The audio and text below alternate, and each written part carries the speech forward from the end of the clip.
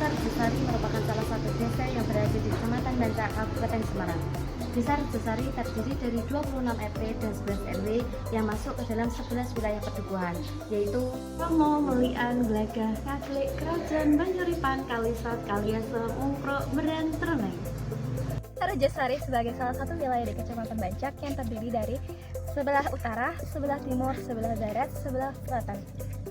Sebelah timur ada Desa Lembu dan Desa Pelumutan, di sebelah barat ada Desa Bancak dan Desa Pucung, di sebelah utara ada Desa Jelumpang, dan di sebelah selatan ada Desa Dadapaya.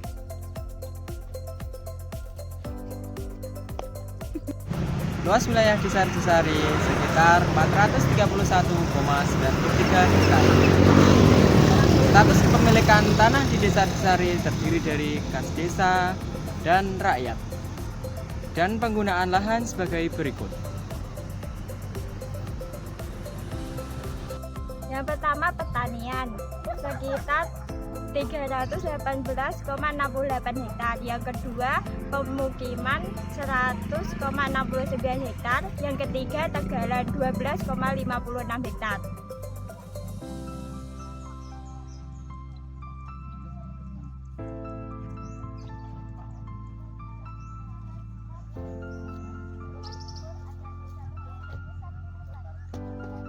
Desa Rejosari merupakan salah satu desa yang termasuk dalam swadaya pertanian dengan didukung lahan yang luas dan juga beberapa kelompok tani.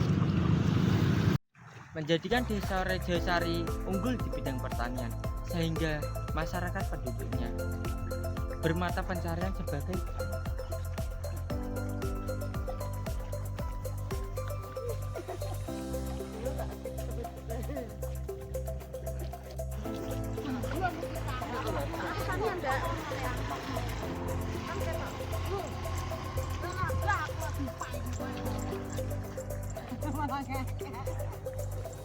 Desa Rejosari memiliki topografi berupa perbukitan yang memiliki kelerengan antara 2-15% dengan permukaan tanah yang datar dan landai. Jenis tanah di Desa Rejosari berupa jenis tanah aluvial.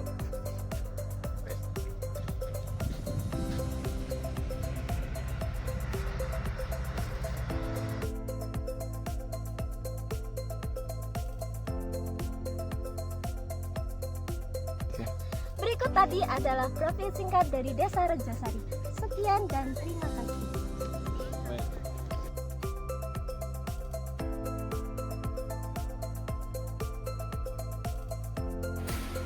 Assalamualaikum warahmatullahi wabarakatuh.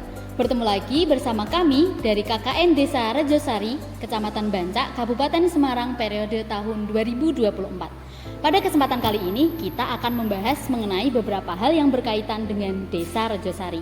Pada kesempatan kali ini kita akan ditemani oleh seorang narasumber yang merupakan salah seorang dari perangkat Desa Rejosari. Siapakah beliau? Langsung saja check it out.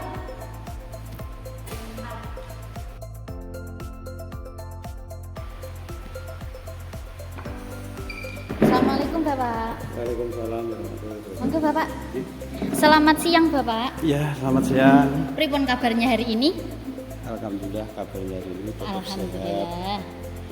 Baik, mungkin sebelum kita mulai Bapak mungkin bisa memperkenalkan terkait nama, asal rumah dan apa jabatan di Desa Rejosari ini. Monggo Bapak. Siap. Nggih. Ini begini adik-adik semua.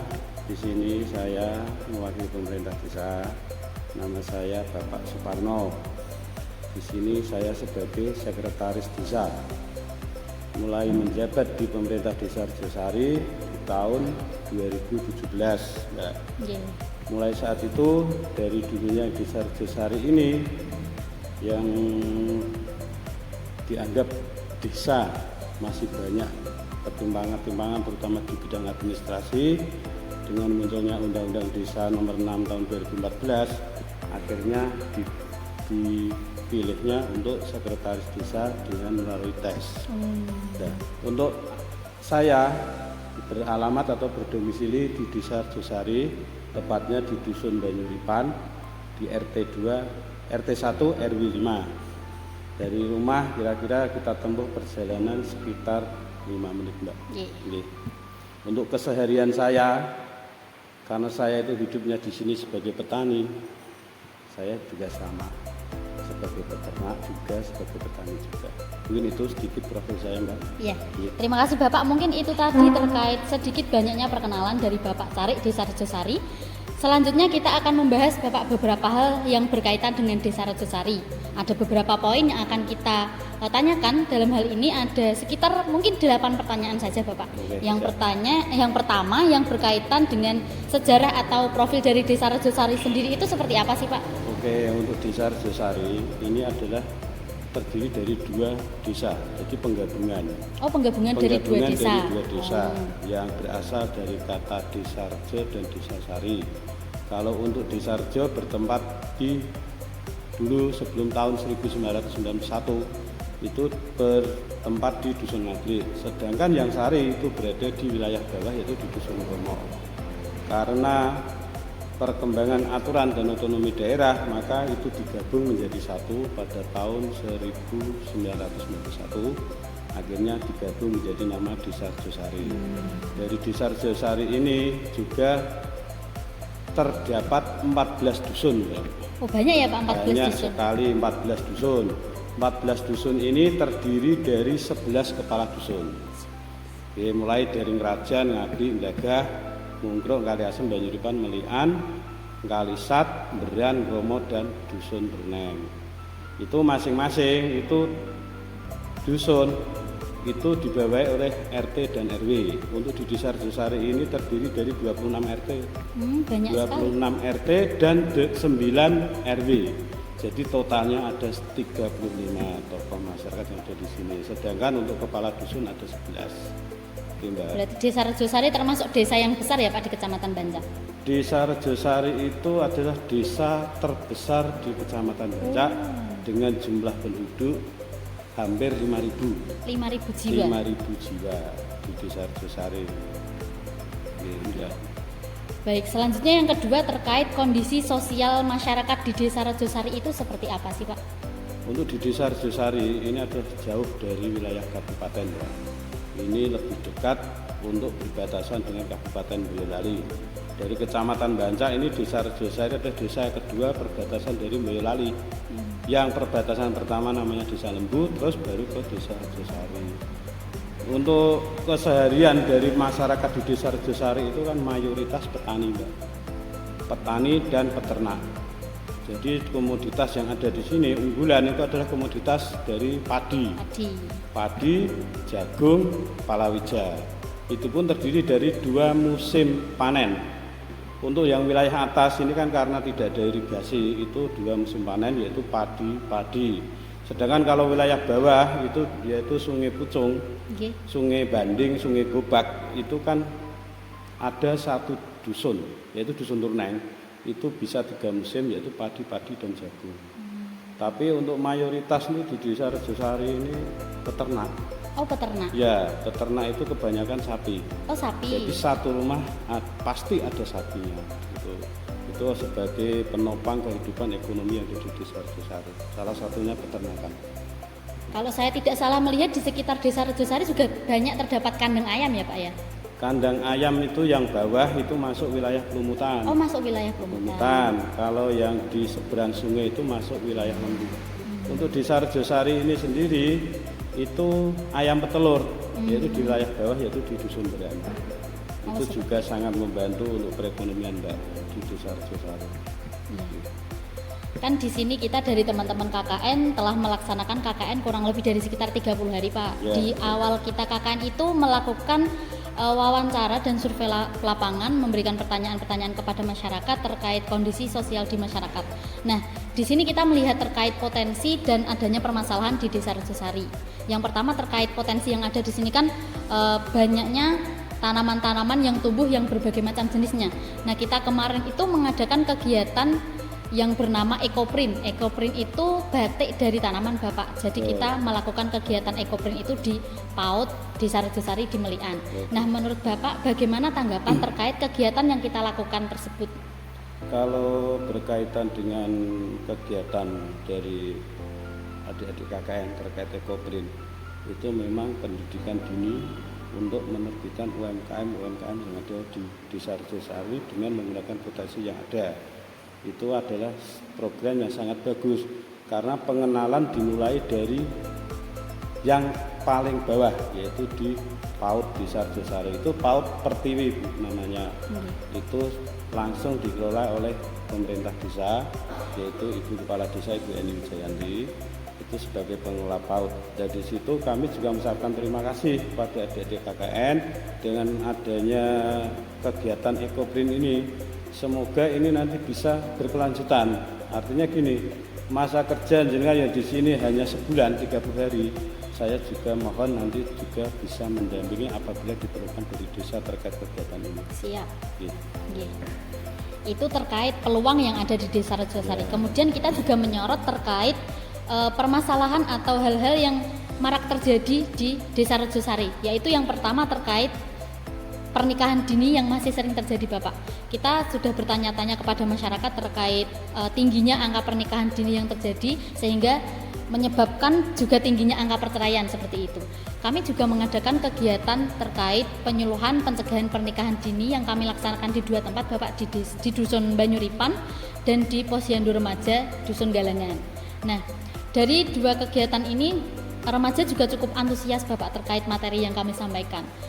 Tanggapan dari Bapak seperti apa terkait kegiatan yang telah kita laksanakan? Yang pada intinya kan kegiatan-kegiatan dari adik-adik KKN ini kan sifatnya bagus semua. Nah, sebetulnya dari desa pun juga ada sosialisasi terkait dengan pernikahan dini, terkait dengan bahayanya narkoba bagi anak-anak seusia itu, usia remaja. Di sini juga terdapat Karang Taruna juga Posyandu Kesehatan Remaja. Kami merasa senang dengan kehadiran jenengan, semuanya bisa terbantu. Mungkin kalau dinasihati dari orang sini sendiri itu biasanya susah. Tapi dengan jenengan melakukan program seperti itu, terutama di Karang Taruna dan di Posyandu, itu kami merasa terbantu. Artinya program dari desa itu bisa diteruskan dari mbak-mbak atau adik-adik KKN yang selama ini. Kami mengucapkan terima kasih. Dan terkait dengan pernikahan dini, kami juga gini, Mbak, dari pernikahan dini itu terutama kan awal terjadinya kasus stunting, Mbak. Iya. Kemarin disinggung ya. Iya. Kasus tersangka itu berawal dari pernikahan dini. Kita juga sudah pengawasan, sebetulnya orang tua sini kan ya tidak menginginkan anaknya untuk menikah usia dini kan. Tapi ya kemungkinan karena pengaruh era digitalisasi, media massa yang begitu banyak, itu akhirnya juga kontrol itu dari keluarga juga kurang kadang. Walaupun di rumah dibilangin pokoknya jangan ini, tapi pada kenyataannya kan di luar kan dia juga kita tidak bisa kontrol seperti itu.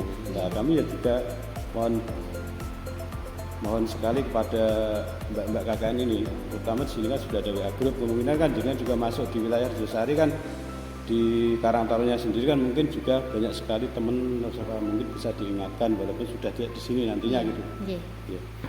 Baik, berarti alhamdulillah terkait program kami penyuluhan pencegahan pernikahan ini dapat membantu program dari desa ya, Bapak? Ya, itu salah satu itu. Ya, baik, selanjutnya terkait maraknya terjadi pembulian dan terkait toleransi yang minim sekali yang saat ini terjadi di kalangan anak-anak, Bapak.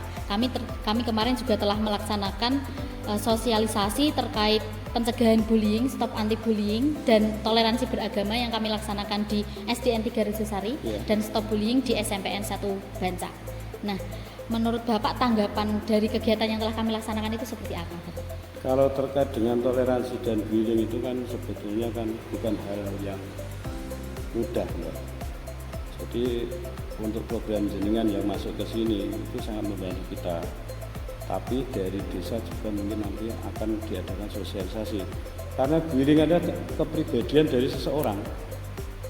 Membuli itu memang kebiasaan anak-anak kecil itu, karena kurang kontrol dari orang tua.